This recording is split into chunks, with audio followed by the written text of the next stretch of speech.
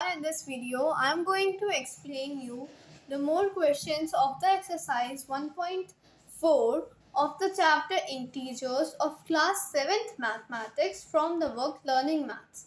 So let's see question number 4. Frame at least 5 questions based on division of integers with an answer as -6. अब देखिए first of all क्या करना है हम लोग को। फर्स्ट ऑफ ऑल जो वेरी फर्स्ट चीज़ है वो ये है कि हमें क्वेश्चन का मतलब समझना है कि क्वेश्चन कह क्या रहा है। तो क्वेश्चन ये कह रहा है हमसे कि हमें एटलीस्ट 5 क्वेश्चंस बनाने हैं, 5 ऐसे नंबर्स फाइंड मतलब 5 इंटीजर्स के पेयर फाइंड करने हैं जिनको हम लोग जब डिवाइड करेंगे एक दूसरे से तो हमें क्या मिले, तो हमें -6 मिले। ठीक है, so let's see how to solve this question. So देखिए इसका सॉल्यूशन क्या है। इसका सॉल्यूशन ये है कि हम लोग क्या करेंगे। सबसे पहले हमें क्या करना है, सबसे पहले हमें जो 6 का टेबल है वो लिख लेंगे। ठीक है, 6 में टेबल में जितने भी नंबर्स आते हैं उनको लिख लेंगे, है ना।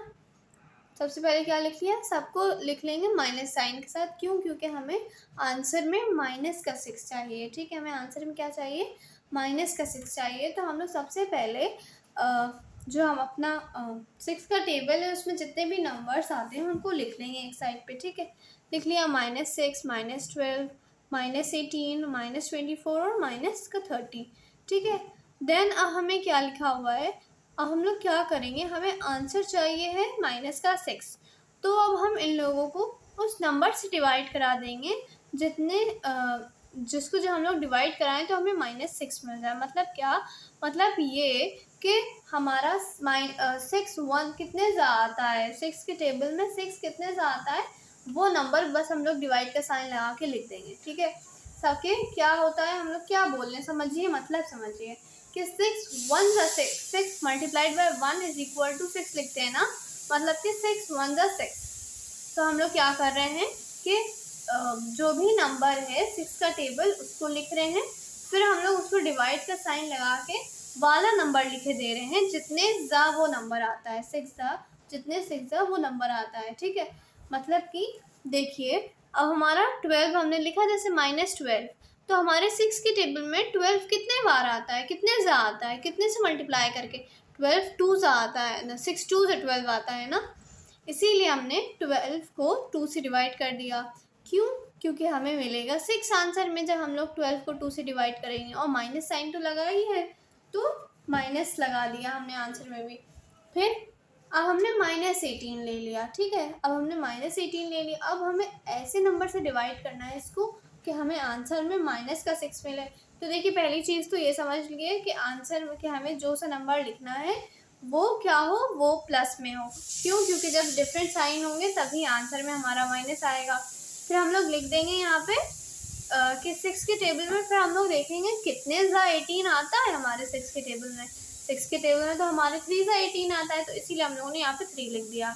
देन देखिए 24 आता है ना 6 के टेबल में, तो 24 लिख दिया। फिर 24 डिवाइडेड बाय कितना लिखेंगे हम लोग इसको ऐसे फाइंड करेंगे कि 6 कितने ज़ा 24 होता है, 6 4 ज़ा 24 होता है, इसीलिए 24 डिवाइडेड बाय 4 कर देंगे। इसी तरह हम लोग 30 को लिखेंगे -30। ठीक है, -30 है। अब हमारे 6 के टेबल में 30 कितनी बार आता है हम लोग ये देखेंगे। हमारे 6 के टेबल में 6 5 ज़ा 30 आता है, इसीलिए हम लोग 30 को 5 से डिवाइड कर देंगे, तो हमें क्या मिल जाएगा, 6 मिल जाएगा। और -30 है, ये +5 है, तो आंसर में माइनस आ गया। ठीक है, so I hope you got the question very well, you got the concept. Now let's see the fourth question of the same exercise 1.4, which is subtract the quotient of 100 divided by 50 from the product of 100 multiplied by 50। अब question में क्या दिया हुआ है, हमें question में दिया हुआ है कि जो भी क्वेश्चन आए जब हम लोग 10 को 50 से डिवाइड करें तो हमें उसको सब्ट्रैक्ट कर देना है उस नंबर से, उस प्रोडक्ट से जो कि हमें मिले जब हम लोग 100 में 50 को मल्टीप्लाई करें। ठीक है, सो लेट्स सी इसको भी हम लोग कैसे करेंगे। सो देखिए अब हम लोग क्या करेंगे, हम लोग क्वेश्चन फाइंड करेंगे। क्या जब हम लोग 100 को 50 से डिवाइड करेंगे तो क्या क्वेश्चन आएगा, हम लोग वो फाइंड करेंगे। तो देखिए जब हम लोग 100 को 50 से डिवाइड करेंगे तो हमारा क्वेश्चन आएगा 2, 50 2 ज़ा 100, ठीक है। क्वेश्चन का क्या आ गया, 2 आ गया। अब हम लोग प्रोडक्ट को फाइंड कर लेंगे। 100 मल्टीप्लाइड बाय 50 क्या मिल जाएगा हमें, 5000। अब देखिए हमारे क्वेश्चन में लिखा था कि subtract quotient from the product. Quotient में से हमें प्रोडक्ट को सब्ट्रैक्ट करना है, नहीं सॉरी हमें प्रोडक्ट में से क्वेश्चन को सब्ट्रैक्ट करना है। अब देखिए ये वेरी इंपॉर्टेंट चीज़ है कि हम लोग कैसे डिटरमाइन करते हैं कि हमें किस नंबर में से, मतलब कि किस में से किसको माइनस करना है। ये हम लोग कैसे लेते हैं, जब भी फ्रॉम लिखा हो तो मतलब कि ये होता है कि फ्रॉम के बाद जो भी कुछ लिखा हुआ है, फ्रॉम के बाद जो भी लिखा हुआ है उसमें से हमको सब्ट्रैक्ट करना है, ठीक है। तो देखिए क्या लिखा है, subtract quotient from the product, मतलब कि प्रोडक्ट जो आया है उसमें से हमें क्वोशिएंट को माइनस कर देना है। क्या करना है, जो भी प्रोडक्ट आया है उसमें से हमें क्वोशिएंट को माइनस कर देना है। इसीलिए हमने क्या किया, जो हमारा प्रोडक्ट आया था 5000 उसमें से हमने 2 को सब्ट्रैक्ट कर दिया, ठीक है।